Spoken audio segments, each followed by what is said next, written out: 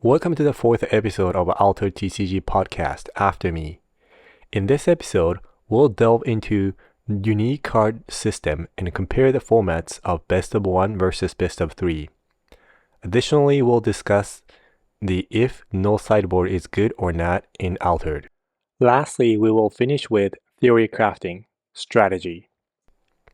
As an interesting side note, this marks the first occasion I've utilized AI to refine my grammar and polish my video scripts.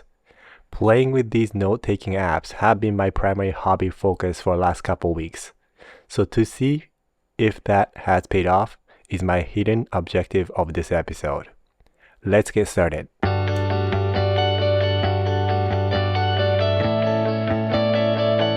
On last month Ask Us Anything episode, Marcus answered about game mode related questions.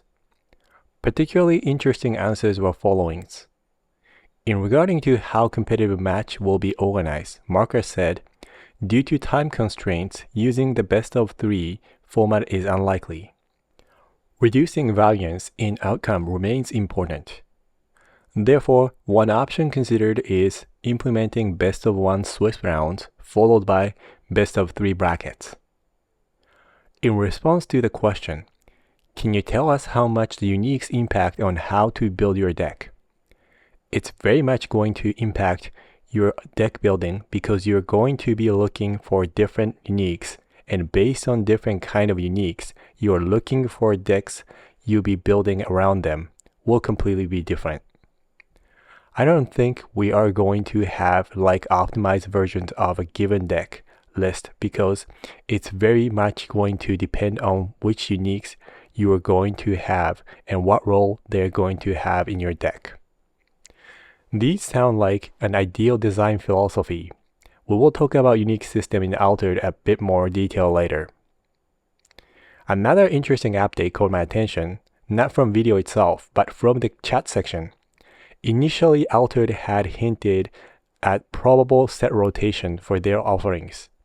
However, they've now shifted their stance, indicating a set rotation is not currently in the plan. This change has been officially updated in their FAQ. This could be a significant advantage as it implies that card you possess will not have an expiration date for competitive play, which can be viewed as a major benefit by some players. On May 4th weekend at Gala TCG in Paris, a long-awaited real sample uniques cards were revealed. While the sample sizes are very small, we can sense the developer's philosophy in designing unique.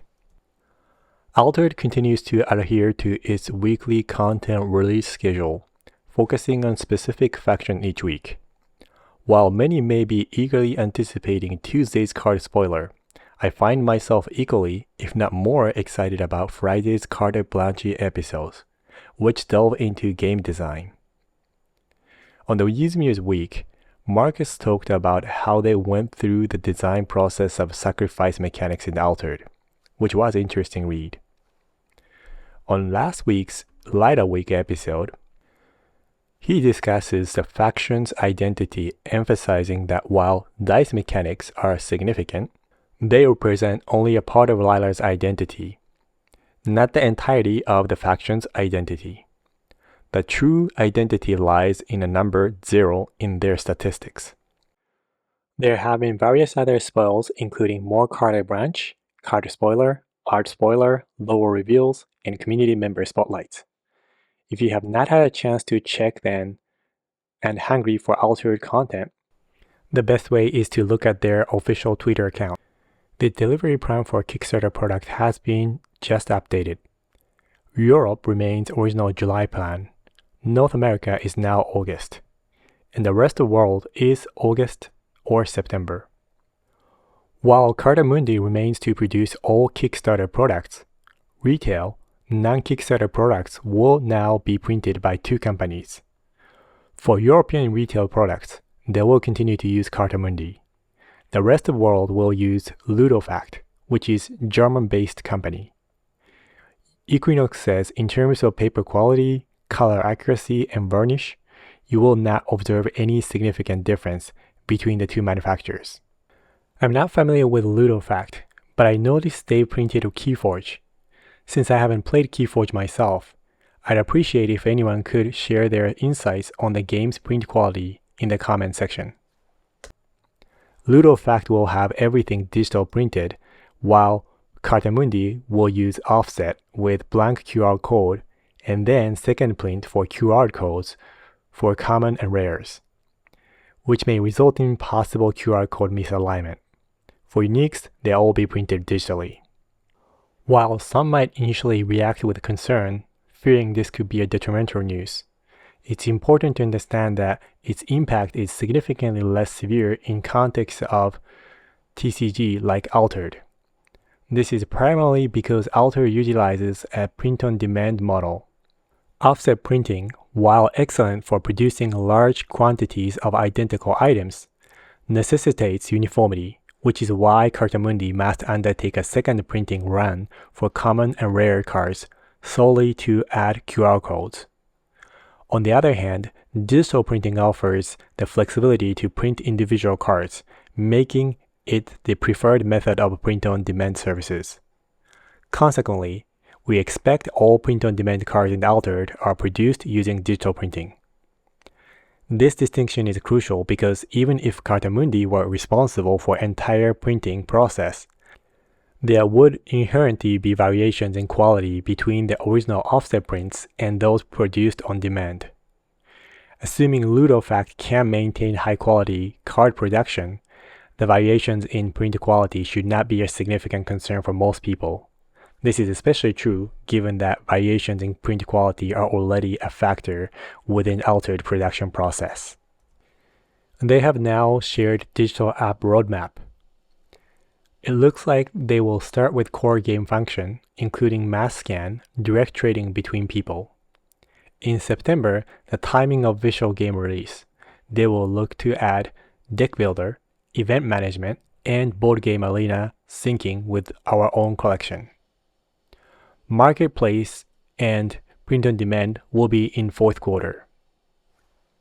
If you have any question regarding to these news, there will be May AMA on this coming Wednesday, 6 p.m. Central European Time. Following the unveiling of sample unique cards and insights into developers' design philosophy, it's an ideal moment to explore one of Altered TCG's distinct mechanics, the unique cards. For newcomers to Altered, it's essential to grasp the game's royalty system. Here's a brief overview. Each card in Altered is part of a specific family. Depending on the type, a card family may include 2 or 3 different royalty levels.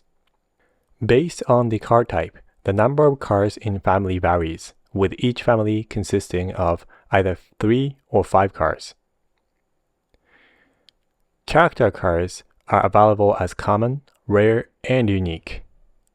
Spells and permanents are only available as common and rare, with no unique versions. For every common card that's playable, there are 2 rare versions. These rares feature stats and or effects that are modification of common version. One of the rare is adjusted to fit needs and theme of its new faction, known as out-of-faction layer. The unique cards represents the pinnacle of alteration within the character card family. Unique cards are accessible in both the faction of their common version and the faction of their alternate rare version. They are generated by an algorithm, ensuring each card's statistics, mana costs, faction alignment, and specific text rules are unique.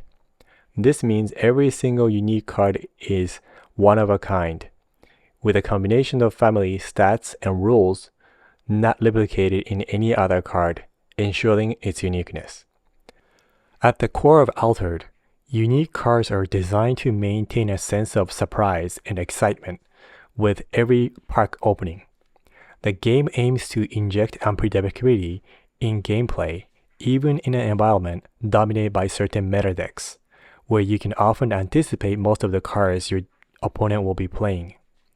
These unique cards guarantee that there will always be a few that introduce an element of uncertainty ensuring the gameplay remains engaging and dynamic. With unique cards in play, no two decks will be exactly alike when facing different opponents, preserving the diversity and excitement of each match. In the core set, there will be 109 character families. Therefore, if you aim to collect at least one unique character from each family, including out-of-faction variant, you will need to acquire a total of 218 unique character cards. Now, let's start looking at some of spoiled unique cards and analyze how these cards are designed. Let's start with Axiom Salvager in its original faction. First, let's look at its statistical variations.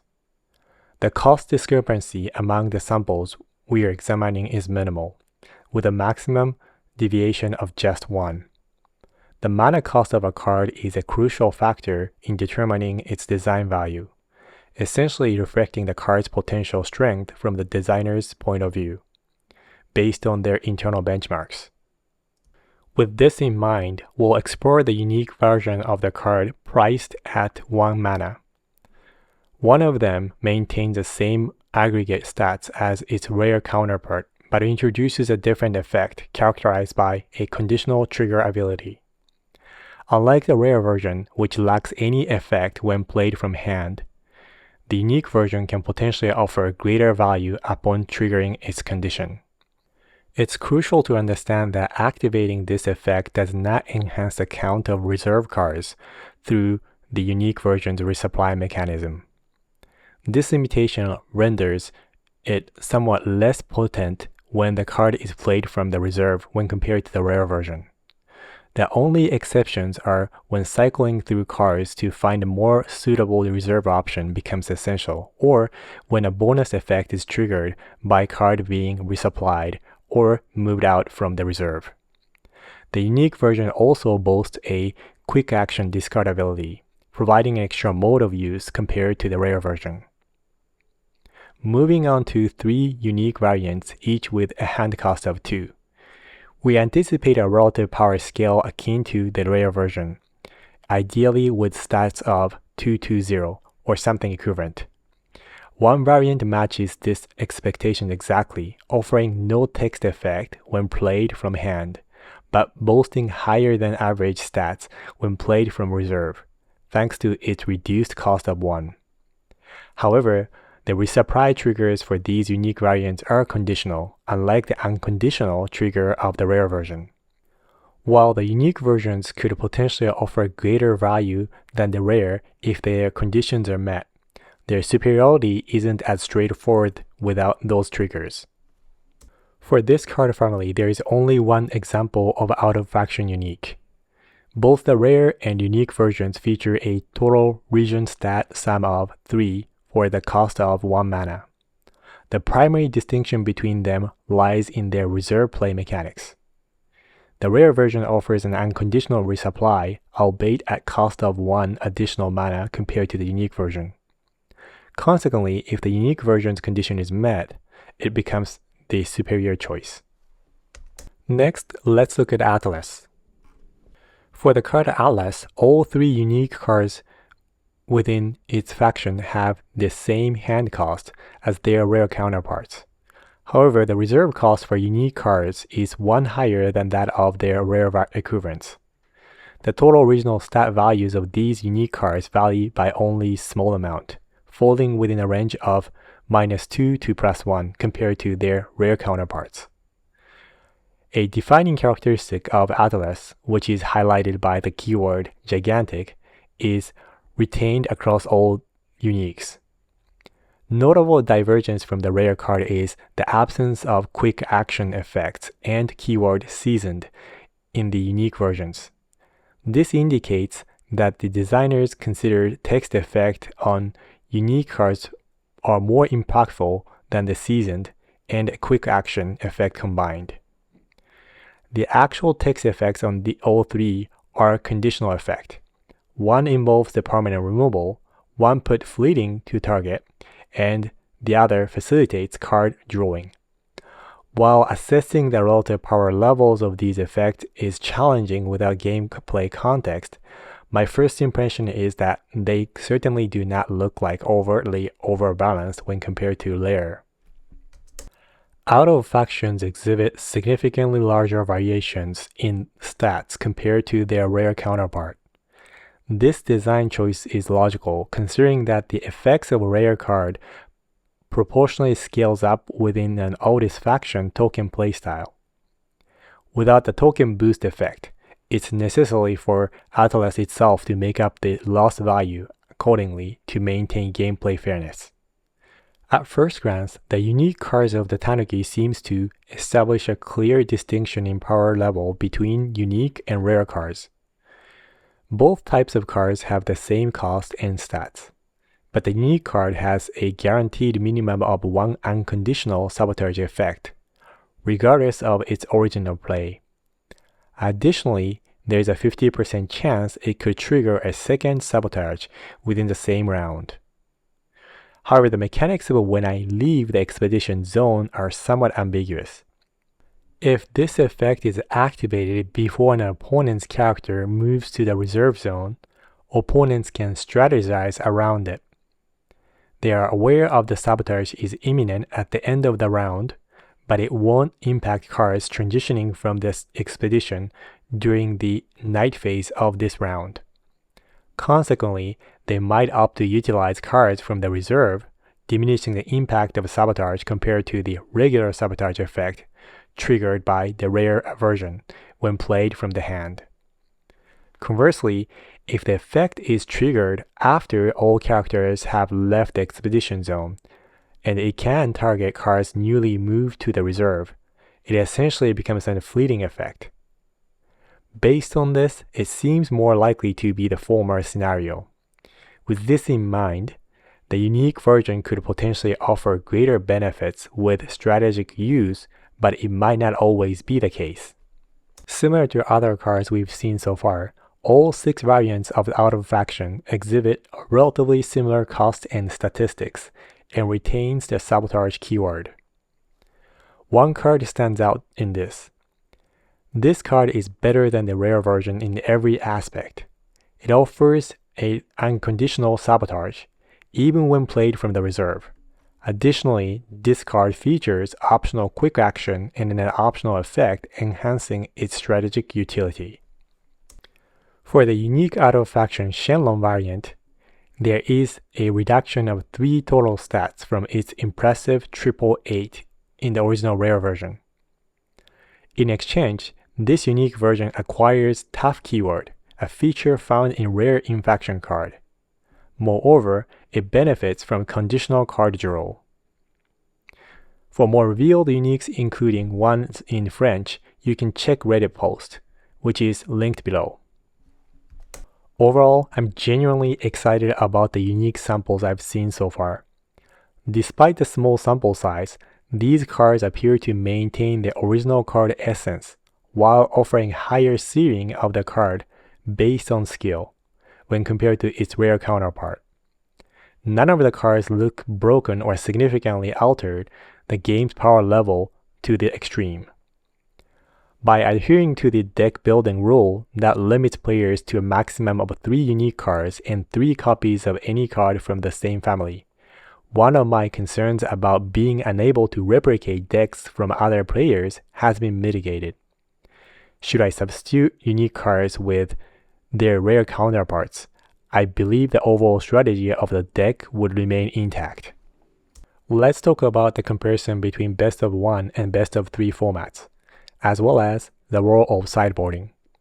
This topic sparked considerable debate in the Altered official Discord community right after the last AMA session.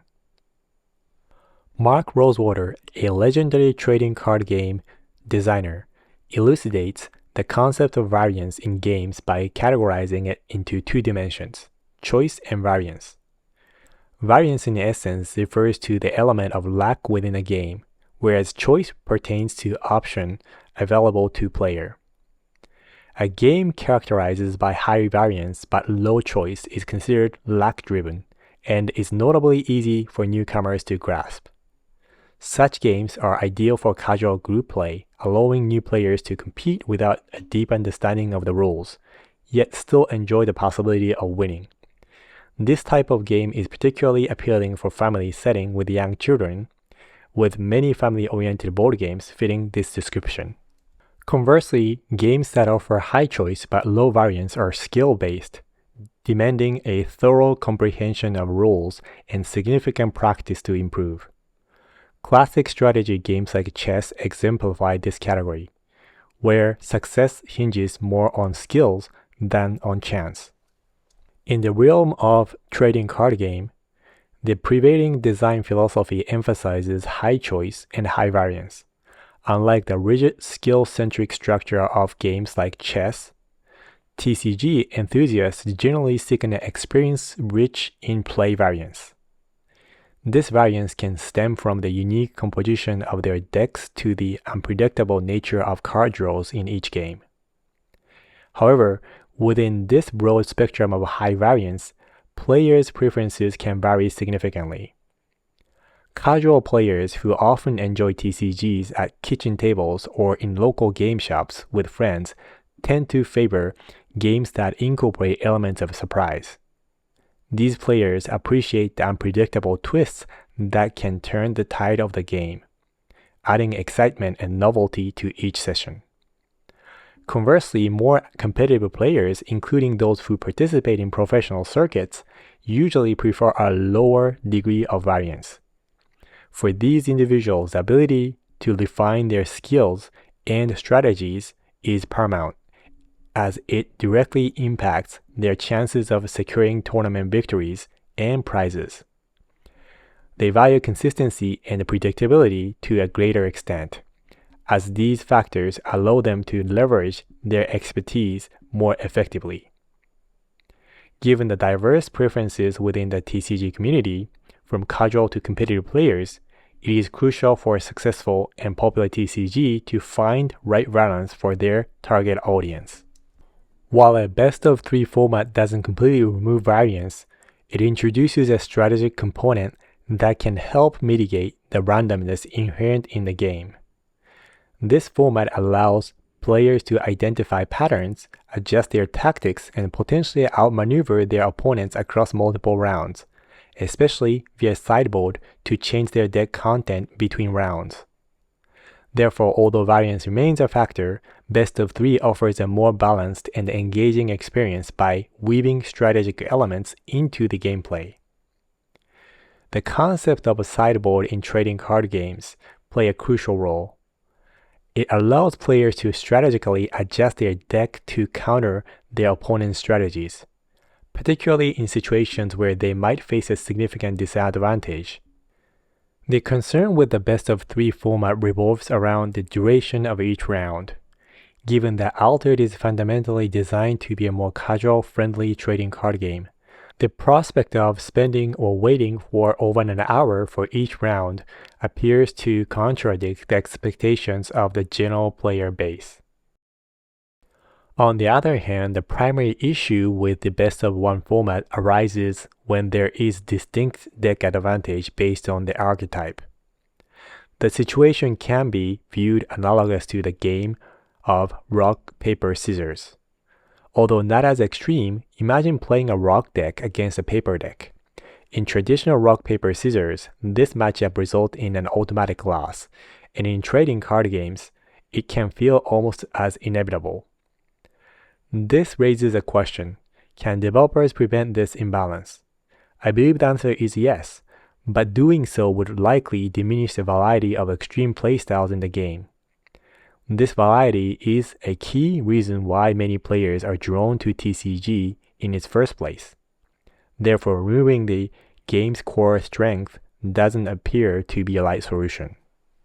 Personally, I believe the optimal approach is exemplified by the Flesh and Blood trading card game. Renowned for its skill-based competitive gameplay, Flesh and Blood stands out by employing a best-of-1 format even in its World Championship, which boasts a prize pool of $300,000. In Flesh and Blood, each player starts with an 80 card pool, with a minimum deck requirement of 60 cards. This arrangement leaves 20 cards, including equipment and weapon cards, to function essentially as a sideboard. What makes this format effective in Flesh and Blood, despite being best of one, is the initial game setup. Players first reveal their chosen hero, and the decision of who goes first is made randomly. Following these steps, players then select which 60 cards, along with any equipment and weapon cards, they will use for the match. The success of this system is largely due to Game's hero system. Although it's just a single card, it defines the card pool available to a player for the deck, and also allows experienced players to make well-informed guesses about their opponent's deck's primary strategy variations. Given that Altered also incorporates hero system, which is also similarly closely tied to deck's core strategy, I am confident that this approach would be equally effective. It would introduce a deeper strategic layer to the deck building. Players would need to consider whether to prepare for potentially unfavorable matchups by including specific counter cards in their inventory, or to focus on maximizing their own strategy, hoping to avoid bad matchups altogether. Considering Altered deck size is only 40 and it lacks equipment or weapon cards, incorporating an inventory of just 10 cards seems reasonable. This should keep the card swapping process relatively streamlined and ensure the matches remain fast-paced. In today's discussion of Theorycrafting, we will delve into the last topmost level of what I term as 3 levels of game plan, the deck strategy. Deck strategy encompasses the overarching game plan we devise for our deck. In other words, it's the envisioned approach we aim to implement when constructing a deck, often referred to as the deck's archetype. While there are numerous methods to categorize deck archetypes, I'm particularly fond of the Axis analysis method from Magic the Gathering. This classification system has proven to be easily adaptable to other trading card games I played in the past. I anticipate this trend will continue with Altered TCG. In this deck classification system, we evaluate decks based on 3 critical dimensions: threats versus answers. This axis examines the balance between threats, which are cards capable of winning the game if not addressed, and answers, which are cards designed to neutralize or eliminate threats. Tempo versus inevitability. This dimension questions whether your deck aims for a quick victory, or if it's designed to endure the early and mid-game phases to stabilize and secure a win in the later stages. Redundant versus essential.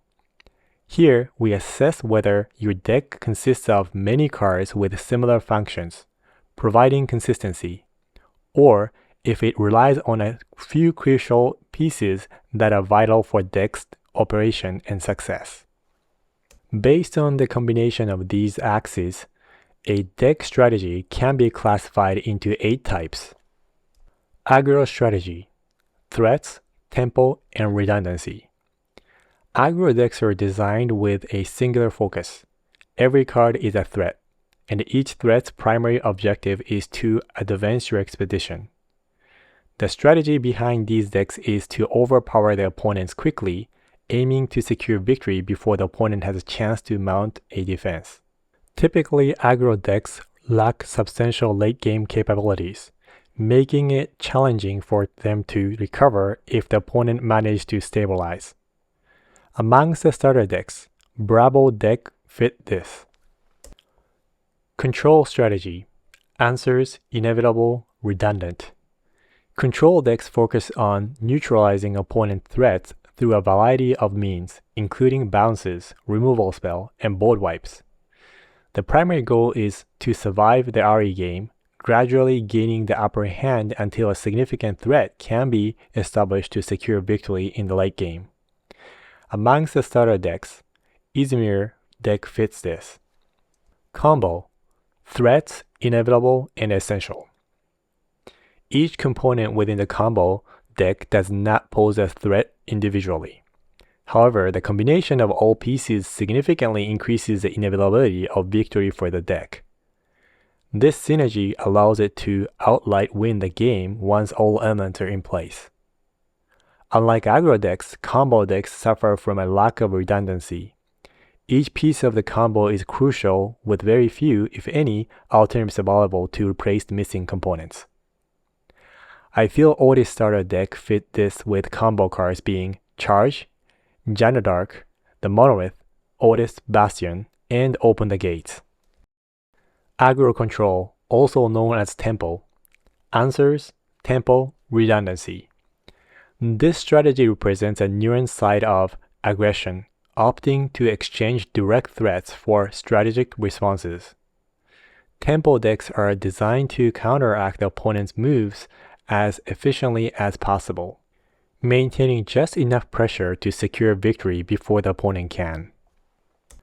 Control aggro, commonly referred to as mid-range. Threats, inevitable, and redundant. Mid-range decks represent the other side of the control archetype, opting to exchange reactive answers for proactive threats.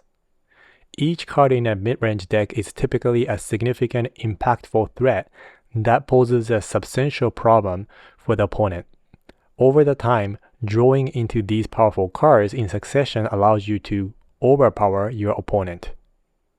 Muna and Axiom starter decks fall under this. Prison archetype. Answers, inevitable, and essential. Prison decks represent the opposite approach to combo decks, focusing on defense rather than offense. Rather than aiming for an immediate victory, these decks strive to create a situation where losing becomes nearly impossible. In an altered way, these decks will concentrate on implementing strategies that prevent the opponent from advancing in their expedition, rather than focusing on progressing one's own expedition. If you played Flesh and Blood, this is the Fatigue deck. Gimmick deck. Threats, tempo, and essential.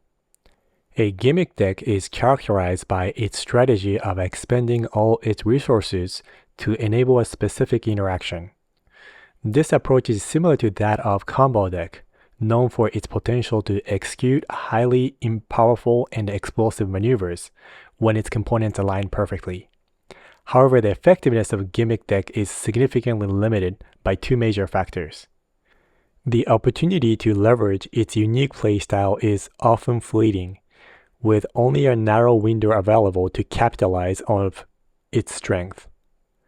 The deck's core interaction is highly susceptible to disruption, to the extent that any interference can cause the entire strategy to collapse. In essence, while a gimmick deck can occasionally achieve remarkable feats, its reliance on a fragile and narrowed focus strategy makes it a risky choice that does not consistently secure victory, although it's fun to play. Meta. Answers, tempo, and essential. A meta deck is specifically crafted to counteract the dominant deck currently prevailing in the game, sacrificing its effectiveness in all other matchups. Typically, this strategy is employed where you find yourself urgently sideboarding to stand a chance against a matchup that seems unbeatable. So why should we care about deck strategy? There are two primary reasons why deck strategy is crucial in competitive play. Number 1, providing a base template for deck building. It's a well-established fact that the competitive decks are building around an overarching game plan, detailing specifically how they aim to win the game. This strategic foundation is essential for constructing a deck that can consistently perform well in a competitive environment. While the temptation to create a deck capable of executing every possible strategy is common, such an approach often leads to inconsistency. On the rare occasion that all elements of a highly versatile deck align perfectly, its power level is still likely to fall short when compared to a deck with a focused singular strategy. Number 2, utilize a deck as intended.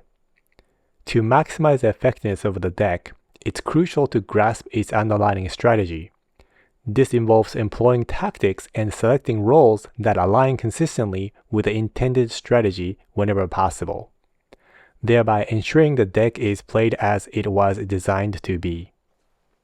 Some may wonder why I omitted the Ryler starter deck from my discussion. The reason is that I have not extensively played with it, and upon reviewing the deck, its strategy did not immediately stand out to me. The deck lacks a clear answer or counterplay component. It is certainly redundant.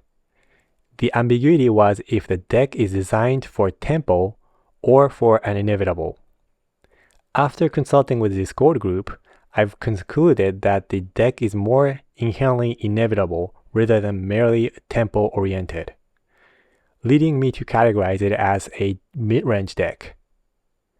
This classification challenge could also shed light on why I found this specific deck the most difficult to master. What are your impressions of the uniques that have been revealed? Are they sparkling excitement, or do you find yourself still harboring doubts? Perhaps you are anticipating something entirely different, like each unique turning out to be a bomb. How do you feel about the format of matches? Do you prefer the quick and decisive nature of the best of one? Or do you lean towards the strategic depth offered by best of three? And what about the sideboard? Are you in favor of having one? Or do you believe matchups should be played without it? That wraps up the discussion points for today. Now it's your turn. Thanks for watching.